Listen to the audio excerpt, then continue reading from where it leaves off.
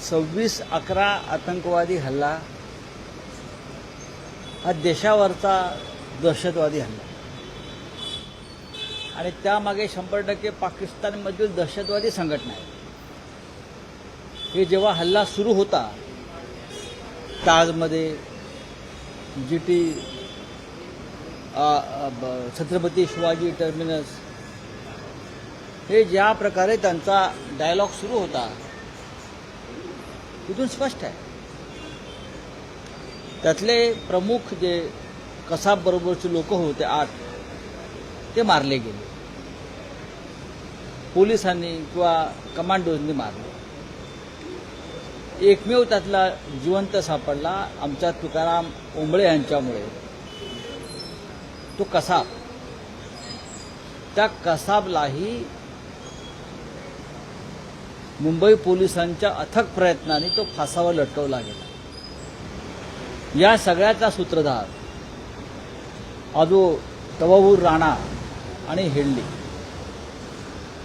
त्यातला राणा हा आता परत त्याला भारतामध्ये आपण आणलेला आहे. त्याचं स्वागत केलं पाहिजे. या सगळ्या प्रयत्नातून एक दहशतवादी आपल्या हाताला लागला आणि त्याला अमेरिकेतून आणला, याचं नक्कीच कौतुक आहे. पण भारतीय जनता पक्षाने एक ठरवायला पाहिजे की हा जो राणा आहे त्याला या देशामध्ये खटला चालवण्यासाठी आणि खटला चालवून त्याला फासावर लटकवण्यासाठी आणलेलं आहे की क्रेडिट घ्यायला आणलेलं आहे. त्याने एकदा स्पष्ट करावं की नाही आम्ही राणाला आणले आहे, ते आम्हाला एक राणा फेस्टिवल करायचा आहे, आम्हाला क्रेडिट घ्यायचं आहे आणि फक्त आमच्यामुळेच हे सगळं शक्य झालं हे सांगण्यासाठी आणलंय का? मग त्याने तसं करावं. 2009 पासून सातत्यानं या राणाला आणण्यासाठी भारत सरकार प्रयत्न करत आहे. भारत सरकार म्हणतोय, ते मोदींचं सरकार आहे किंवा UPA सरकार आहे असं म्हणणं अयोग्य आहे. 2009ला या राणा आणि हेडली विरुद्ध NIAनं पहिली FIR लॉन्च केली. 2009 साली NIAनं पहिली FIR लॉन्च केली राणा आणि हेडली विरुद्ध. त्यानंतर NIAचं एक पथक हे शिकागोला जाऊन, अमेरिकेत जाऊन राणाची आणि हेडलीची चौकशी करून आलेलं. तेव्हापासून ही प्रक्रिया सुरू आहे. 2012 साली विदेश मंत्री सलमान खुर्शीद त्यावेळेचे 2012 साली विदेश मंत्री सलमान खुर्शीद आणि तेव्हाचे आपले विदेश सचिव जे होते त्यांनी अमेरिकेत जाऊन राणाच्या भारतात पाठवण्यासंदर्भात अमेरिकन सरकारशी हिलरी क्लिंटन यांच्याशी चर्चा केली. त्यांच्या ज्या सेक्रेटरी होत्या परराष्ट्र खात्याच्या तेव्हा त्या प्रमुख होत्या, त्यांच्याशी चर्चा केली. ही एक निरंतर चाललेली प्रक्रिया आहे. त्याच्यामध्ये मी भारत सरकार म्हणतो, आम्ही भारत सरकार म्हणतो, कोणताही पक्ष नाही. क्रेडिट घ्यायला आणलंय का तुम्ही? मग तसं जाहीर करा. मग त्याचे पुतळे उभारा आणि खाली बसून फोटो काढा, भाजपवाल्यांना म्हणावं. या देशाच्या सुरक्षेचा प्रश्न आहे आणि तुम्ही क्रेडिट कुठलं देताय? मग तुम्ही पुलवामाचं क्रेडिट घ्या. कुलभूषण जाधवला तुम्ही अद्याप सोडवू शकलेला नाही, त्याचे क्रेडिट घ्या. एक एक्स रिटायर्ड नेव्ही ऑफिसर जो पाकिस्तानच्या तुरुंगामध्ये अनेक वर्ष खितपत पडलेला आहे, मग घुसून आतमध्ये घुसा आणि त्याने घेऊन या ना. राजनाथ सिंग वगैरे लोक म्हणतात ना, भारतीय जनता पक्ष घुस कर लेके आएंगे, घुस कर मारेंगे.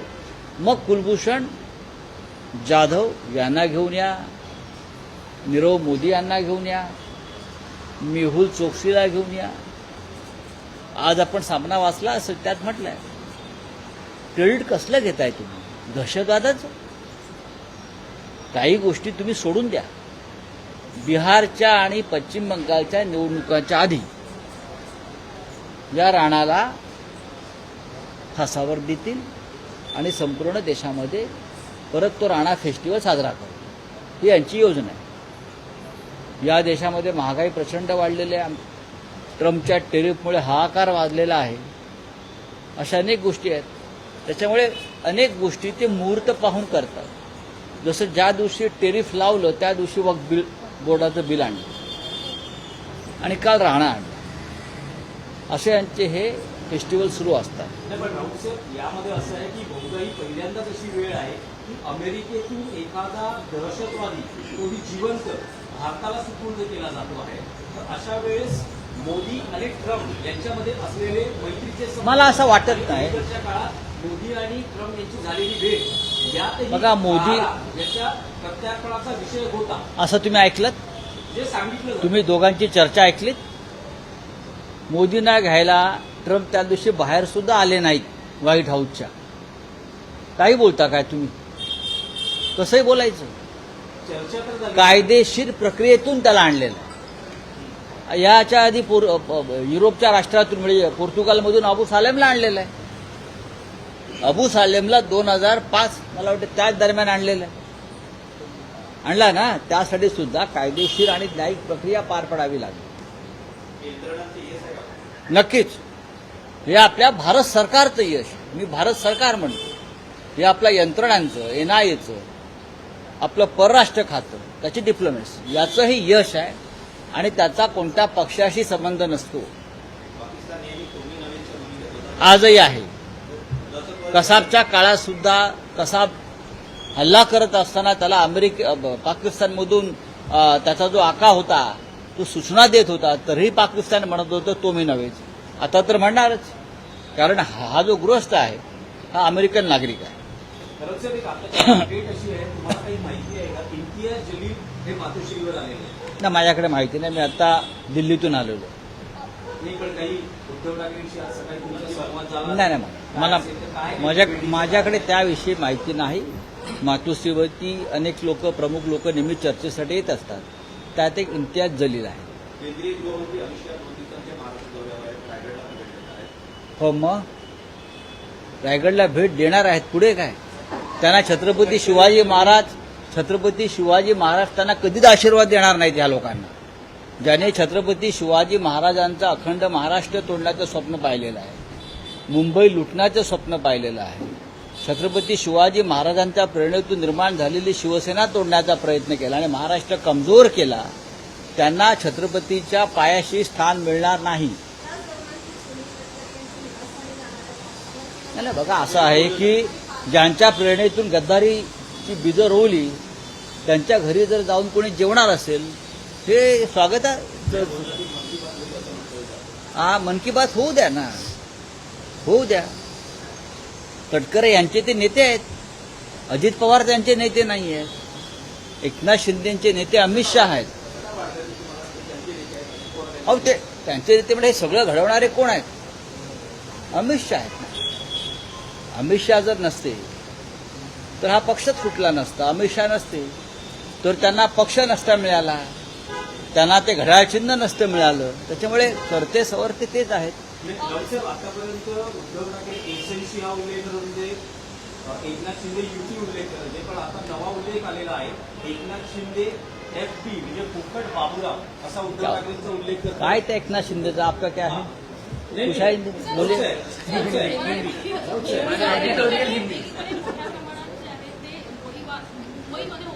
नागपूरला होत आहेत.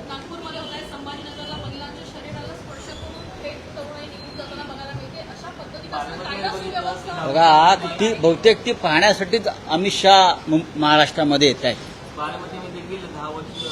या महाराष्ट्रामध्ये कोणत्याही प्रकारची कायदा आणि सुव्यवस्था उरलेली नाही आणि आपण गृहमंत्री आहोत या महाराष्ट्राचे.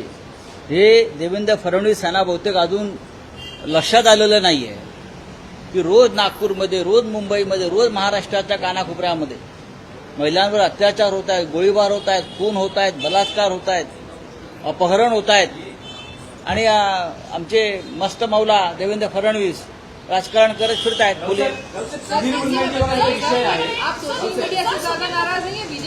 क्या क्यों क्या लेकिन रिगार्डिंग व्हाट? हाँ, एडिटोरियल को हिंदी में बताइए.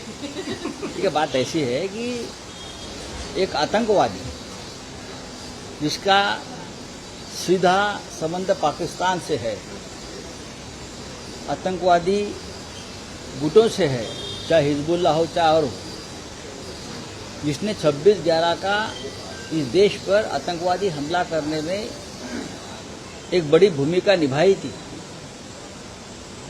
ऐसी व्यक्ति, ऐसा आतंकवादी का आका अमेरिका से अगर इंडिया में लाया जाता है तो उसका स्वागत करना चाहिए हमारे एजेंसी का, भारत सरकार का प्रयासों का। लेकिन मुझे भारतीय जनता पार्टी का जो रवैया है वो ठीक नहीं है।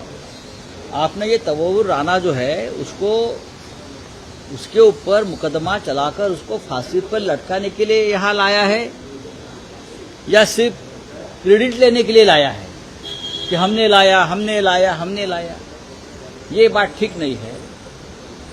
आप तो राणा फेस्टिवल करने जा रहे हो, जैसे हमने सामना में कहा कि राणा फेस्टिवल करने जा रहे हैं। राणा फेस्टिवल करेंगे।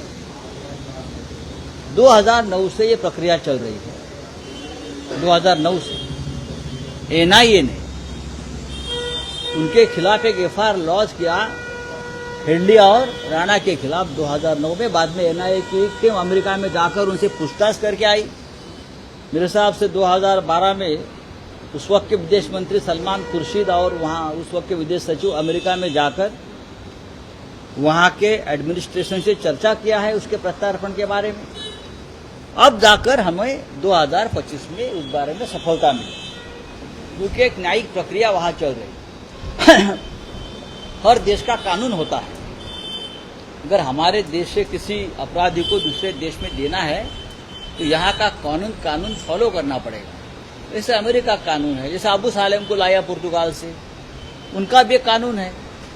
जब हमारे एजेंसी ने उनको लाया तो वहाँ का कानून है, आप किसी को फांसी नहीं दे सकते, मृत्युदंड नहीं दे सकते, तो हमको कानून फॉलो करना पड़ रहा है। तो ऐसा ये राणा का है, तो राणा को लाया है, अच्छी बात है, लेकिन अब राणा फेस्टिवल मत करिए।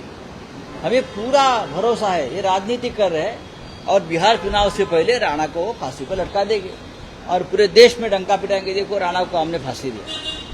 अरे भाई, कुछ राष्ट्रहित की बातें होती है, सुरक्षा की बात होती है, गंभीरता से ले लो। अरे सोड़ा हो। सर, जब आप कहते हैं कि बिहार चुनाव के समय तबू राणा को फांसी दी जाएगी, तो इसमें कोई अहम तर्क है या ये आपका अनुमान है? मैं हमेशा तर्क पर बात करता हूँ, मैं कभी अनुमान पर बात नहीं करता हूँ, और मैंने जो भी तर्क दिए हैं वो कभी झूठे साबित नहीं हुए। इस साल के अंदर ट्रायल हो जाएगा और फांसी भी हो जाएगी, होनी चाहिए। जुडिशियल सिस्टम में बात ऐसी है कि ये कर देंगे ना, चुनाव के लिए कुछ भी करेंगे, चुनाव के लिए कुछ भी कर सकते हैं ये लोग। उनके ऊपर आप बहुत फास्ट है ये लोग, इस मामले में फास्ट ट्रैक पर चलते हैं राजनीति उनकी। चलिए, थैंक यू।